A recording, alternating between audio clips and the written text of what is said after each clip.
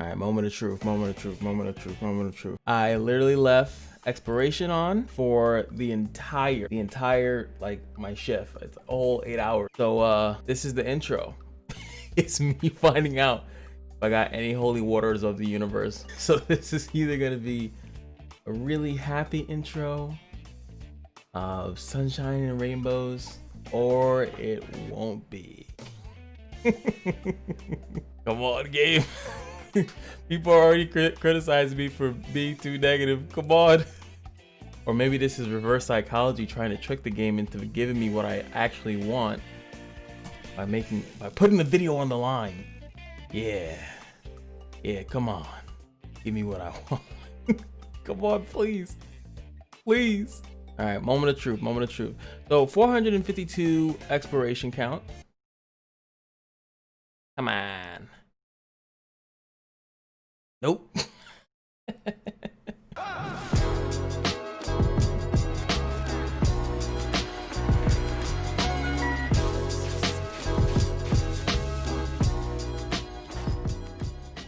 What's going on, guys? It's your boy Cash, and today's video is apparently very thirsty. It contains GPS and is 100% MFO. So today we're going to be talking about how I make a decision pretty much on who to 6-star. I did one video and I'm just throwing that away. I didn't like the way it came out. First and foremost, I just wanted to say that thank you guys so much for all the love and support on my first MFO episode. It's been going pretty good. A lot of people have been responding to it positively, and I don't mean like positively as in they'll agree with me, but positively as in people engaging in the conversation. And it's not going to be something that I'm going to do like immediately as far as like the follow-up video, the UFO video, but I definitely wanted to just thank some people and just say, hey man, thank you guys so much for interacting with that, because eventually it's not going to be just about gotchas. It's going to start veering into other topics, maybe something in the world, maybe just gaming stuff, not just gaming stuff, but maybe gaming things, or or silly things. It doesn't always have to be serious either. It's just going to be something where we take a time to like not be engrossed into gameplay. And this grave robber dude keeps chasing me. He's chasing me down. Anywho, let's talk about a few things that I use for deciding a 6-star. And let me be completely clear here. This might be a little bit embarrassing or a little bad. Someone might hate me. Go over here to the inventory and I'll lose respect in 5, 4, 3, 2. Wait, there it is. There we go. Yeah, I have 10 of these right now.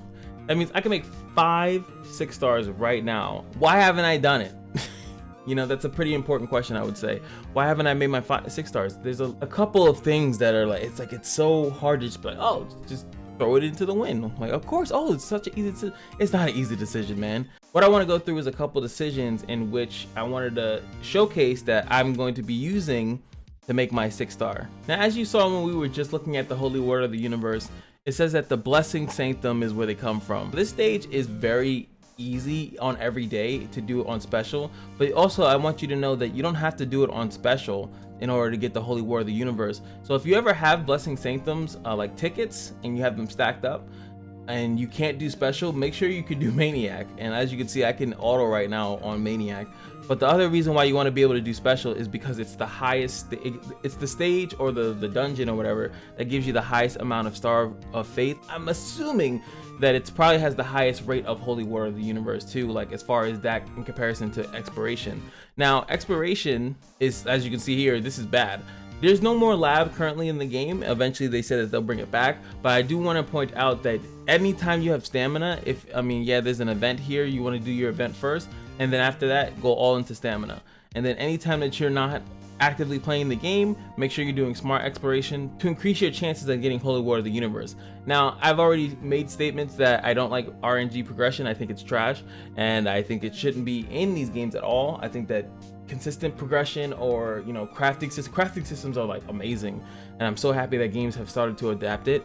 But when you have something like that you need for 6-starring it and you can't do it, kind of sucky. But I do want to also mention in that same regard is that you don't need to 6-star every unit. You only need to 6-star certain units, and that's kind of what we're going to be getting into. The certain units that you should be 6-starring or that just are made dramatically better through 6-starring. I'm just going to use the challenge as the first point, is that Any character that can help you in PvE should be considered. But also characters that simultaneously help you in PvP as well.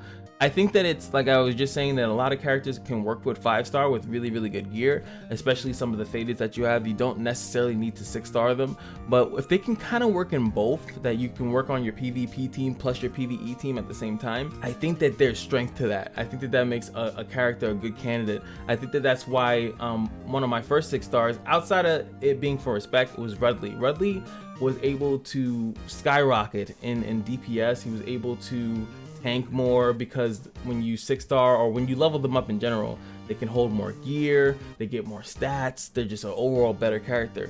So I'm so happy when I 6-starred Rudley, because it just kind of upgraded my account altogether. I can use him in PvP anytime that he's able to. On nature day, he's able to kick ass and things of that nature. So I think that that's your first consideration, like, can you use it in both, or is it something that you're only using for PvE? And if you have to manual a couple PvE stages, then, you know, go do what you gotta do, boo boo. It's not that bad. It's not that bad if you gotta, you know, go here and go to like the ancient gold mine is like literally the most demonic thing that I've ever seen, because they, for some reason, it's this one in another stage where they give reflect to the chaos unit, so that when you hit them you lose your guardian stones, and it's like a pain in the ass. But like these stages here, like, yeah, you're doing it for the Star of Fate. You know, if you can't get the Star of Fate, hey baby, just do that maniac. It's literally the same reward. You just missed out on that one little thing. It's all good. It's perfectly fine in my opinion. Don't hang yourself up on doing this. Like, even here, hey, look, when I use these 3 characters, I can't quick battle it. I have a theory though, and it's not really a theory, it's just me bullshit guessing. I do think that when you can quick battle things, the rewards are better. I feel as that. I don't know if that's a thing that someone, you can tell me in the comment section below, that's a guaranteed thing, but it just feels that way. Now, second thing I wanted to mention are units that just are literally better when they're 6-starred. And I can use Rudley again for that same example, because he's a burst unit. And I think a lot of the burst units in general should be considered for 6-starring over units that don't really need or don't have it. Now, yeah, even Anna, her having a 6-star, because obviously one of the things you get for 6-starring is the 10 mana pool, right? So that does help you, you know, obviously if she has 10 mana and you're using her on manual. Wait, that has burst on it? I had no idea. Okay, sis, I just lied out my face. So I didn't actually know that her heal burst. Did you guys know that her heal burst? I didn't know. I've always seen it do different levels of heal, but I did not know that it was burst. I didn't know that. Wow, it's funny. You learn something new every day. So let's use a unit that doesn't have burst. You know what? The best example is a 6-star that I have that. So really cool about Shafrakin, right? It's not really his S2, right? Maybe his S2 in its other form is kind of cool, because he can just keep healing himself infinitely, especially if a couple of units have died. But this is cool. I can constantly keep using this skill over and over again, you know, depending on how many people have passed. If 4 units have died, I can constantly use this on a regular basis, because of the way that Frankie actually works. He's a really good 6-star, because in PvE, not really PvP, but you know, if it happens in PvP and there's no Dragon Bloods, you can infinitely lock the back row. This is actually what's really cool about, you know, the summer skins and stuff like that. If you look at it like in that regard, like some of these units just strive with being 6-star. Now, I'm not gonna go through every single unit. You got to be out of your damn mind. Certain units, especially the ones that gain mana that gain mana quickly. So that's gonna be obviously fire, ice, nature, and dark. Every other one, I think light doesn't gain mana that well, and machine doesn't gain mana that well. So even though it would be cool to pretty much have like 10 mana, right? 10 mana for Baraka, and have him pretty much can S2 or S3. That's, he doesn't really need to do that. He pretty much works very well with 5 mana. Most of the assassin characters do. You know, they're there to end the fight quickly. They're not there to, you know, lollygag or something. Oh, I just said lollygag. Dear Lord, my vocabulary. Even a character like Karina, like, she's pretty strong. I would actually consider 6-starring her, because of the fact that in the Holy Dragon Ground there are a lot of blocks, so her being able to do a chain slicer twice actually has merit to it. There's merit to her being able to do that, you know, to be able to do it every time it's available. I know AI is gonna do it every other turn. They do S2, S3. That's just what they do. They do S2, S3. But if she has 5 mana during the time she can S3, if she has 5 mana by the time she can S3, that's awesome. She'll keep using it over and over again, and that's kind of what you want. from a character like that. So for her, it's actually good. You have to pretty much go through and just kind of make your own judgment call on that. Like, what unit do you really want to have that extra mana for? Like Ulum, he's a character that it's almost impossible. You're gonna 6-star him for stats reason, right? You're not really 6-starring him, so I definitely want him to have, when he provokes and they start hitting him, you know, and then he has the ability to take all this beating, and then he can pretty much throw maybe this skill out twice, or maybe he can throw this skill out multiple times. There's some merit to that, but do you need that though? That's what we're here talking about. Do you need that up front? No, technically Ulum doesn't need that up front. You know, he does, in my opinion. You know, that's just my opinion. I don't think that he needs that up front. I think that this guy, which I got from the door creation, was a blessing in disguise. He's probably the only reason why I was able to start doing the Nature Day, because he has an AoE damage over time character that can stack up 10 mana, which means that I can do this multiple times in a row. And then since he's a nature character, when they get low, I start getting my mana back. So on Nature Day, I usually have no problems whatsoever because of this like kind of cycling thing. In hindsight, he's a really good character to 6-star, especially if you have trouble on Nature Day. If you have like someone like FC Rara, possibly on healing or something like that, like you probably don't need something like that. You could probably maybe just solo it with just her, you know, after every character has died to a certain degree. This would have been a good option. Like I would have told people, hey, get this character for your Nature Day, 6-star him, and you start beating Nature Day. And I mean literally, you will start beating it as long as he doesn't die. You can, yeah, reset it every time he does, but that's still better than not getting those Star of Fates. It's still better than not getting the Star of Fates. And again, like I said, I'm not gonna go through every character that is good, but if you guys want, you can leave a comment section or maybe a character from each element that you think is a necessary 6-star, because being able to do PvE is a little bit more, it's a little bit more important than PvP, right? Because like I said, you will get stuck at Challenger. You don't lose points. You can just keep playing until you keep winning, and you'll get stuck in Challenger like most of us. So with that being said, you do have to make sure that your PvE is on point. And last but not least, this might be like a cheeky one, but after you've done, like I said, PvE, right? You focus on PvE.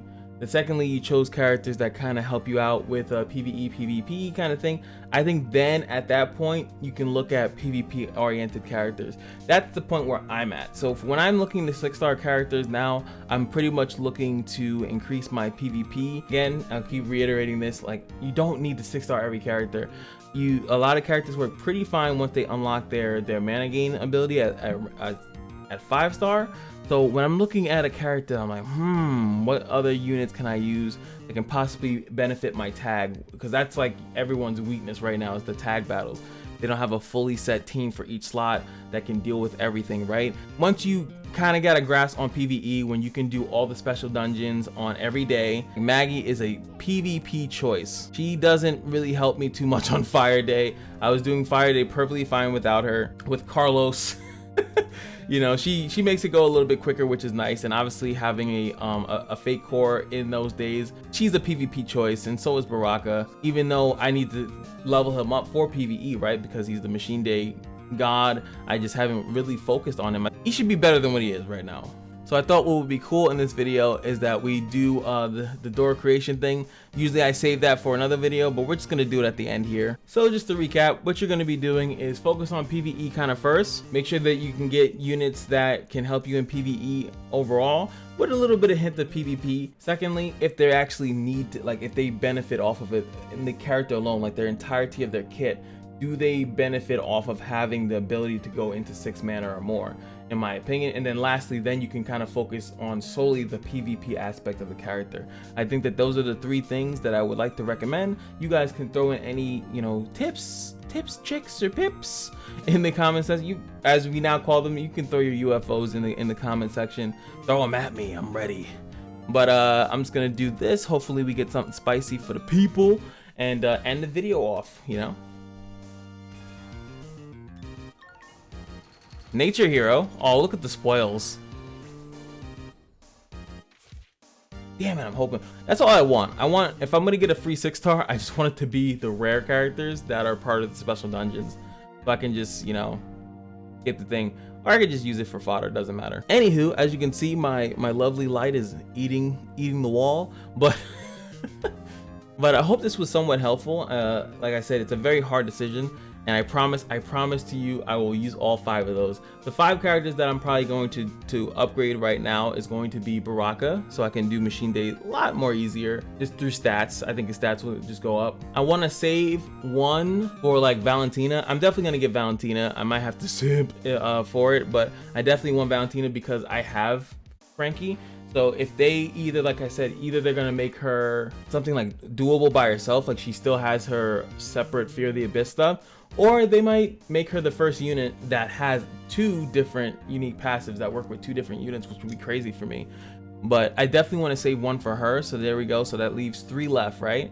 So I could do like Ramji, because he's been really strong of a character lately. Like he's been super strong, and I kind of want to keep his stats up. I want to keep him as a strong unit. So a lot of, for me, it's like upgrading characters to increase their stats. It's PvP focused. It's like I want these characters to have more survivability so they can do their job, so I can stop taking losses because they didn't block or they didn't do enough damage, or they left someone with inches or something like that. Like that's been pissing me off. So definitely want to start 6-starring units so I can, you know, have a easier time when it comes down to wrecking the faces. All right, so good luck to you guys out there. Hope you guys enjoyed the video. Like, comment, subscribe. Also, sorry to keep plugging it away. Check out the MFO video. Leave your comments in there because in the video, spoiler alert, I'm looking to feature certain comments, specific comments that I like, or people that disagree with me, and like kind of bring that up. And one of the interesting things that I did find is that people are highlighting gotchas, and it's such a beautiful thing because I think gotchas get ragged on, especially like also from people like me, but not that many people also talk about what good decisions a gotcha makes. And I do that too, but it's always in conjunction with something as well. Like it's always in conjunction to compare, like this game has a good pity system, so this game should have it, kind of thing. But I'm definitely looking forward to hearing more about good decisions that other gotchas have made. I think it's really important to find those things that will make these games great, in my opinion.